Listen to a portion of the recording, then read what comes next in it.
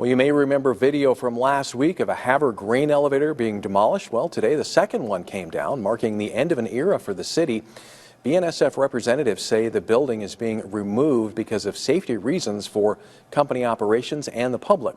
One of the residents near the site told MTN News he worked in both grain elevators for 40 years and said it was sad to see them both go.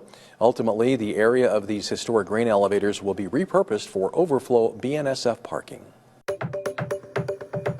Earlier this summer, Montana Democrats and Republicans chose new leadership for their party. So what do the new people in charge have in mind for their respective parties heading into 2026?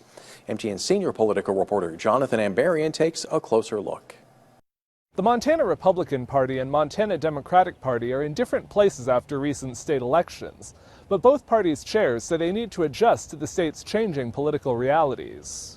At a convention in June, the Montana Republican Party picked Art Whittick as its new chair. Whittick was backed by some of the most conservative members of the party, and he says conservative voters aren't satisfied with what the Republican-controlled legislature has accomplished. Once people start voting at higher and higher margins for a Republican majority, they expect more conservative policies, and that's not just in Montana, that's any state. And some states are achieving that. Under Whittick, state party leaders sent a questionnaire asking GOP candidates how their views align with the party platform. Some members call it a purity test or purge, but Whittick defends it. Montana Democrats chose their party chair, Shannon O'Brien, at their convention earlier this month. There were questions at the event over whether the party needed to make a bigger break from its recent history. My job is to bring people together, and we might have differences of opinion, and we get to have differences of opinion,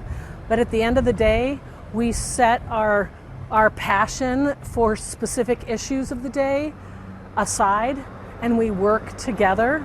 Just days after the convention, Max Johansson, elected as vice chair, resigned. In a statement, O'Brien said he had made comments inconsistent with the direction of the party's board. The board will vote on a replacement next month. In 2026, U.S. Senator Steve Daines and Congressman Ryan Zinke and Troy Downing will all be up for re-election. O'Brien acknowledges with Republicans holding all of Montana's seats in Congress, there's likely to be less national money coming into the state than in recent elections. She says that's both a challenge and an opportunity as Montana Democrats seek to make their case to voters. It's going to be people talking to their neighbors to understand better what issues they have so that we can be responsive to that.